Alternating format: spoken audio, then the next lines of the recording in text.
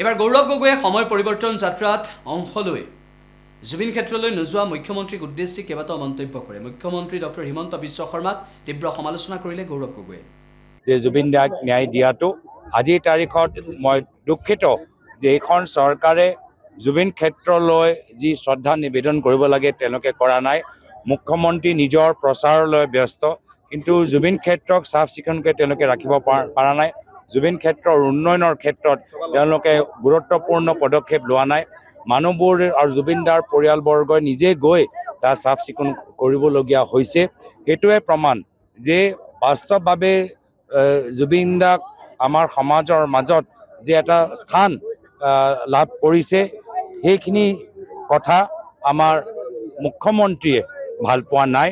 আৰু সেইকাৰণে যি ধৰণে গুৰুত্ব এইখন চৰকাৰে দিব লাগে, যি চৰকাৰে ফ্লাইঅভাৰ আৰু বিভিন্ন বিল্ডিঙৰ কথা কয়, আজি ইমান দিন পাৰ হৈ গ'ল, জুবিন ক্ষেত্ৰত তেওঁলোকে উন্নয়ন কৰিব পৰা নাই। এইটো আমাৰ বাবে দুৰ্ভাগ্যজনক কথা। আমাৰ কংগ্ৰেছৰ নেতৃত্বৰ চৰকাৰ অহাৰ পিছত আমাৰ প্ৰথম কাম হ'ব যে জুবিন ক্ষেত্ৰক যিদৰে মৰ্যাদা, যিদৰে সন্মান পাব লাগে, আমাৰ ফালৰ পৰা প্ৰথম পদক্ষেপ প্ৰথম কেবিনেট মিটিঙৰ ভিতৰত সেইখিনি কাম ৰাইজে বিচাৰে যে প্ৰথম কাম যে কংগ্ৰেছ নেতৃত্বৰ চৰকাৰ অহাৰ পিছত কৰাটো হ'ব যে জুবিন দাক ন্যায় দিয়াটো। আজিৰ তাৰিখত মই দুঃখিত যে এইখন চৰকাৰে জুবিন ক্ষেত্ৰলৈ যি শ্ৰদ্ধা নিবেদন কৰিব লাগে তেওঁলোকে কৰা নাই। মুখ্যমন্ত্ৰী নিজৰ প্ৰচাৰলৈ ব্যস্ত, কিন্তু জুবিন ক্ষেত্ৰক চাফ চিকুণকৈ তেওঁলোকে ৰাখিব পৰা নাই। জুবিন ক্ষেত্ৰৰ উন্নয়নৰ ক্ষেত্ৰত তেওঁলোকে গুৰুত্বপূৰ্ণ পদক্ষেপ লোৱা নাই। মানুহবোৰ আৰু জুবিন দাৰ পৰিয়ালবৰ্গই নিজে গৈ তাৰ চাফ চিকুণ কৰিবলগীয়া হৈছে।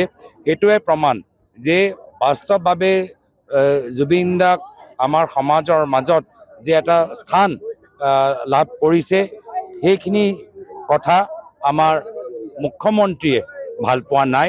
আৰু সেইকাৰণে যি ধৰণে গুৰুত্ব এইখন চৰকাৰে দিব লাগে, যি চৰকাৰে ফ্লাইঅভাৰ আৰু বিভিন্ন বিল্ডিঙৰ কথা কয়, আজি ইমান দিন পাৰ হৈ গ'ল, জুবিন ক্ষেত্ৰত তেওঁলোকে উন্নয়ন কৰিব পৰা নাই। এইটো আমাৰ বাবে দুৰ্ভাগ্যজনক কথা। আমাৰ কংগ্ৰেছৰ নেতৃত্বৰ চৰকাৰ অহাৰ পিছত আমাৰ প্ৰথম কাম হ'ব যে জুবিন ক্ষেত্ৰক যিদৰে মৰ্যাদা, যিদৰে সন্মান পাব লাগে, আমাৰ ফালৰ পৰা প্ৰথম পদক্ষেপ প্ৰথম কেবিনেট মিটিঙৰ ভিতৰত সেইখিনি কাম